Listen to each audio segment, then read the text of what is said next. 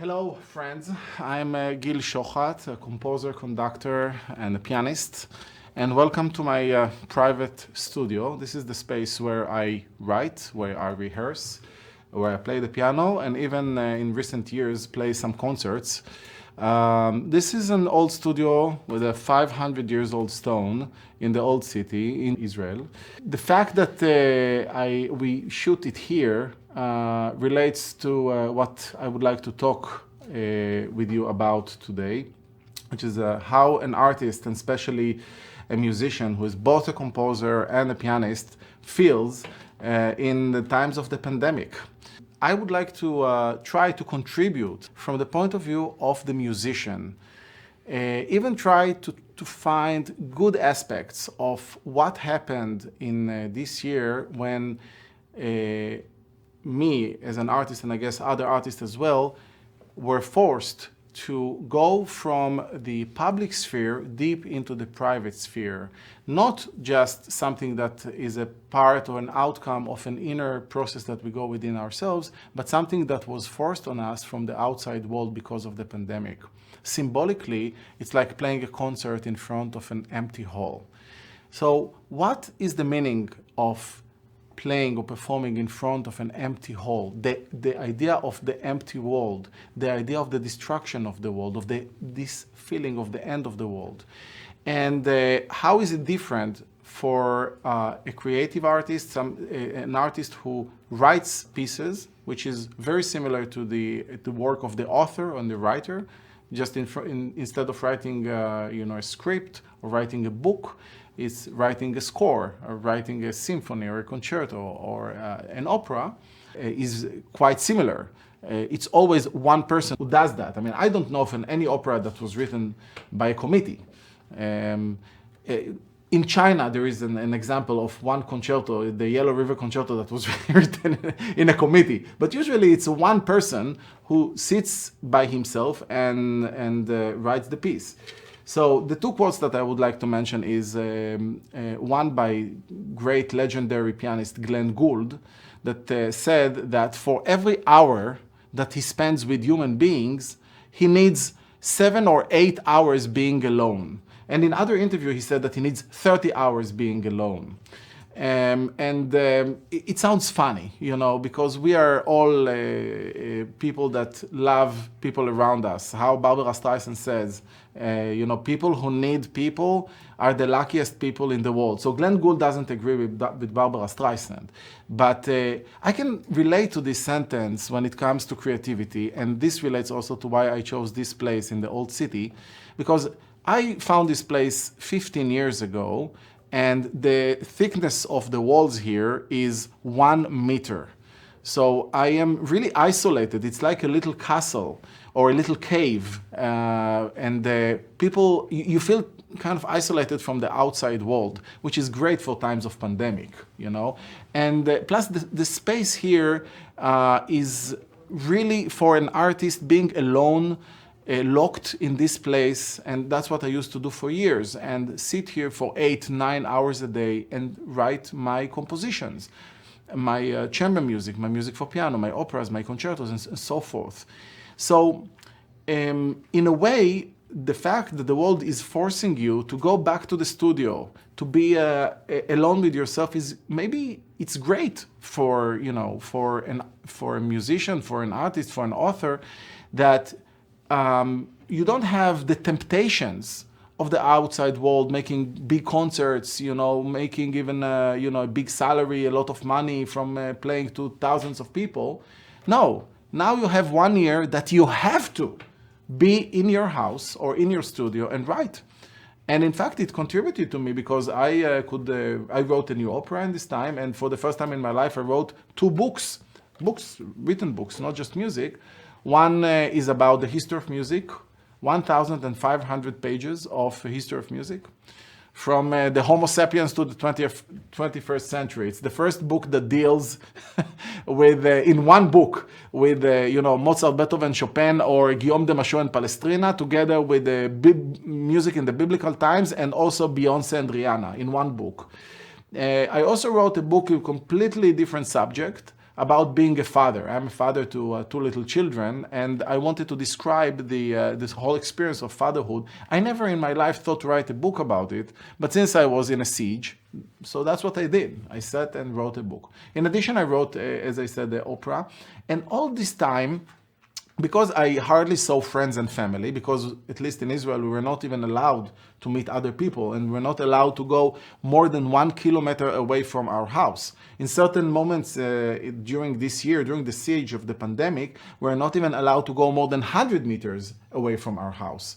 So all this time that was suddenly given to me or forced on me was a good thing, because it allowed me to go deep inside of myself and to bring out something that I never thought that I'd do. Okay, what I'm saying now, I'm sure I'm not the only artist in the world or writer in the world that feels that way, because I guess many people that at least try to use the time to produce something interesting or something new found it productive. But on the other hand, there's another force that comes, and that force, again, it depends how you look at it. The other force is the fear. I want you to think with me about, go back in time to March 2020, when at least in Israel, that was the time when the pandemic broke and we had the first siege. And in that time, I think the fatality rate that at least the World Health Organization announced it was more than 3%. That means that I don't know, half of the humanity is gonna, disappear from the world or something like that. I mean, I'll talk about myself. I really thought it's the end of the world. I mean, maybe it's the end of the world as we know it. But today, more or less, we start to feel, at least in this country, that we are going back to normality. But the world changed, and at least there was a period of time when we thought that the world is coming to an end. But let's go back to creativity and what it does to a writer. I started to think about a world coming to an end, and this really infiltrated my artistic vision about my next opera. And I went to very old times of humanity, thinking about animism, the theory that before the human culture, when we were Homo sapiens, many people believed that everything in the world has soul. Not just humans and not just animals, but also plants and the mountains and the clouds and the sky and the sun and the moon, that they all had soul and they all talk to each other. So I went back to this dawn of mankind and they wrote an opera regarding this. And I would never think of this idea if it wasn't the time of the pandemic. Because pandemic is not just what was done to us. It's also a way of thinking. I couldn't resist but thinking about Death in Venice by Thomas Mann, and which is, I think, of course, it's a literature masterpiece. And of course, you know that there is an opera written about that piece by Benjamin Britten. And what is happening to Eschenbach, that, by the way, it's connected to music, because, at least in my view, Thomas Mann wrote about Eschenbach, but he describes, when you look at the description, and also the time that this novel was written, it's Gustav Mahler, the composer Gustav Mahler. So that's at least what I think. And if you remember the film by Visconti, the music that is all around the film, Death in Venice, is the Adagietto from the Mahler Fifth Symphony. So there's kind of a way of thinking or atmosphere of death and plague. Of course, there's a plague, there's a pandemic there, and this brings the novel itself, and also the music of Britain, and also the film of Visconti, it all brings a certain kind of beauty. There is something beautiful about decay. There's something beautiful about decadence, about something that is going to disappear. And just before it disappears, it brings out an incredible light, or incredible sound, or incredible note. So I tried, as an artist, to relate exactly to those moments. Now, I started and played with, when I started now to talk, the prelude in G sharp minor by Sergei Rachmaninoff, this one.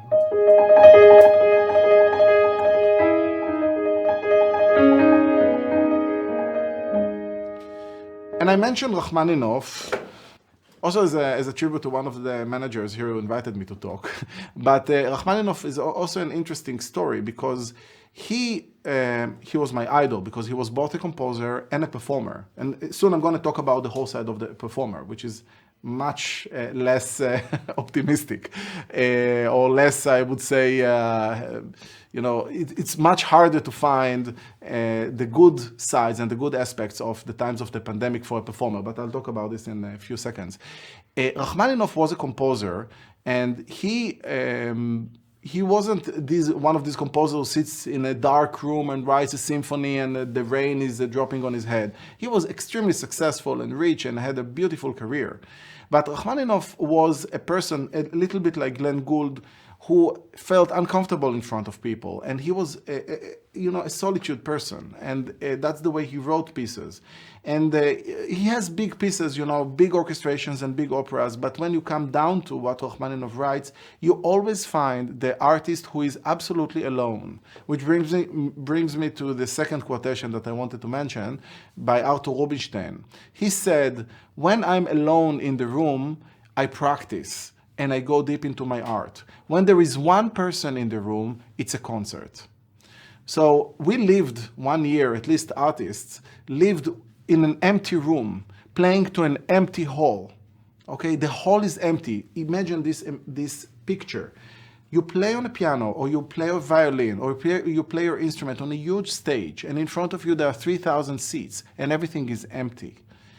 So you still play to somebody, you still play to something or some spheres, but you have to go even deeper into yourself as a performer and as an artist. Going back to Rachmaninoff, Rachmaninoff was a very intimate individual person that worked on a very, very private inner sphere. And that's why when you hear this prelude, the right hand is like the murmur of the humanity, while the left hand is carrying a tune.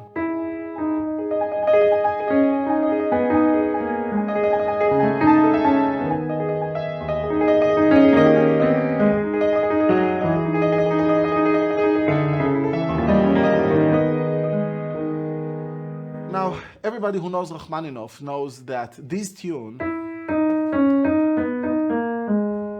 is not just an invented tune, like in the case of another composer that was very intimate. By the way, Rachmaninoff was married with children. This composer that I'm talking about never had a wife or children. This is Johannes Brahms. And when he writes the third violin sonata,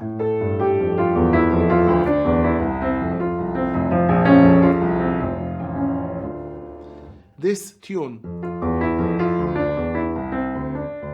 like Rachmaninoff who writes, this is a 1,000 years old tune, 1,000 old years melody that is actually, I'm sure some of you already know, it's the Dies Irae. It's the day of judgment. It's the day of the destruction of the world. Now, Rachmaninoff didn't live in times of pandemic. He didn't live in a time of a plague when the world was about to come to an end. But in every single piece, big piece or important piece by Rachmaninoff, a symphony, a concerto, even the concertos that are very, known and famous, like the Second Piano Concerto, the theme on Rhapsody on the theme by Paganini, you always have this theme of the Dies Irae, of the day of the destruction of the world. So I think that many artists, at least that the artists that I relate to, they think about these two existences of life and death, the existence of the being and then the existence of the mystery of something that goes beyond. Which brings me to the question of the performer. The question of the performer is, again, we can look at it in two layers. I would say one, I would call it the public sphere, and the other one is the private sphere. We define performers as artists. But there's a question regarding that. You know, a pianist who plays, you know, the Moonlight Sonata by Beethoven, okay? This sonata.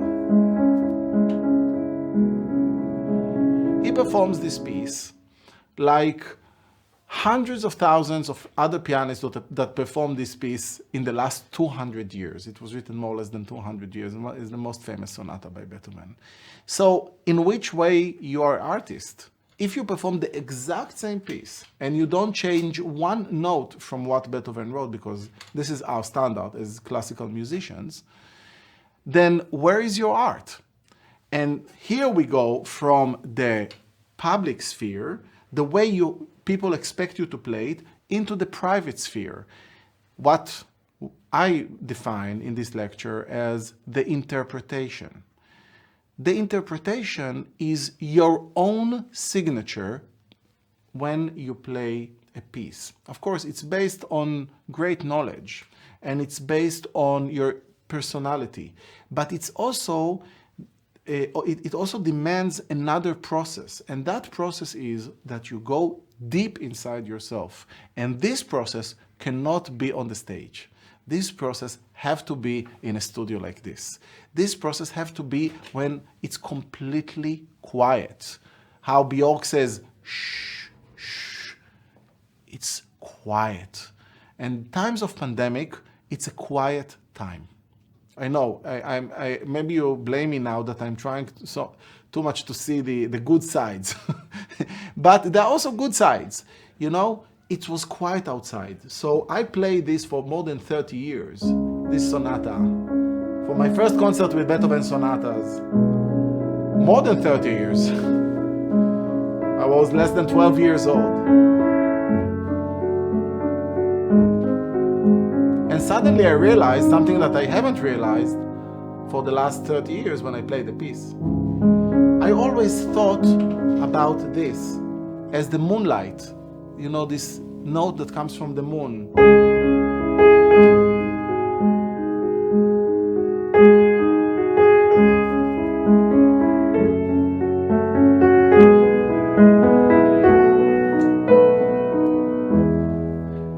But in this year, when I was able to dive in the piece and inside of myself, to go through my sphere, my individual sphere, I suddenly realized that this is something else. Because suddenly I remember the...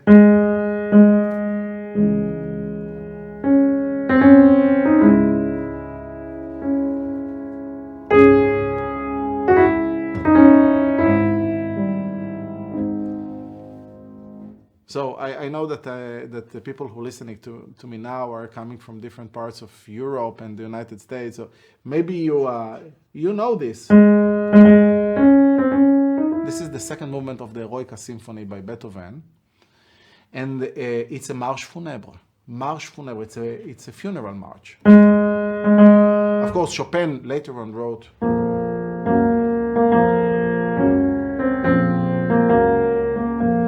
And then I suddenly realized, again, think about that. I'm playing this piece. I guess I played it in more than 500 concerts in my life. This specific piece, the Moonlight Sonata by Beethoven. Of course, the Moonlight is not connected to Beethoven. It was named Moonlight 5 years after his death in 1832 by Arial.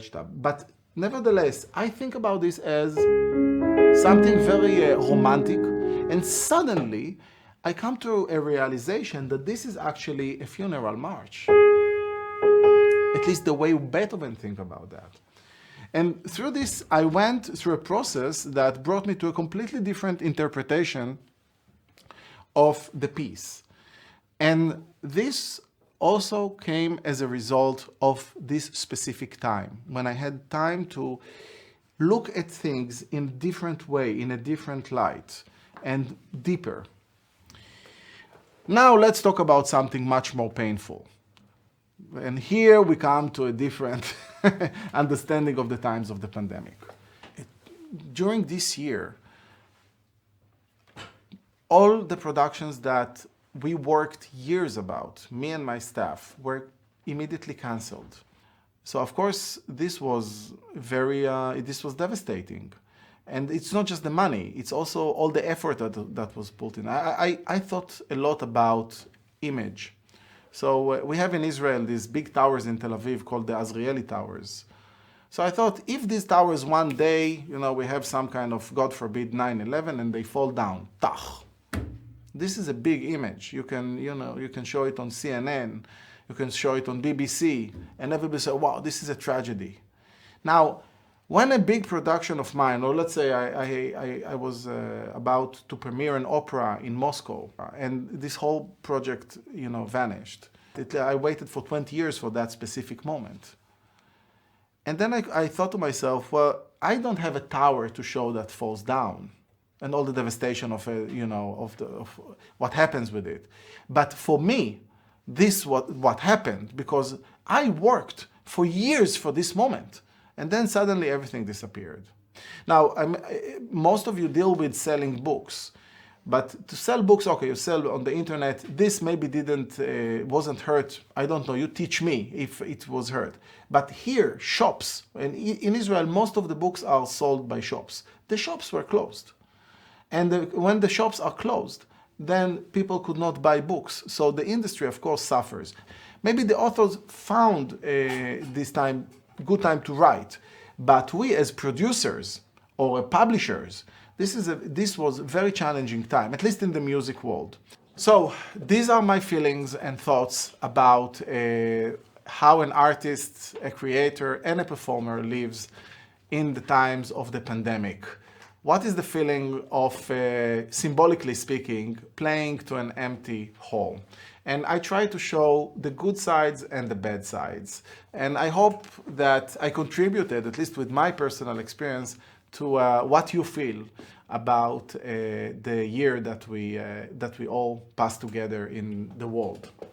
And I will finish my presentation with the toccata from the Sixth Partita by Bach, that I consider this piece as one of the most intimate and inner,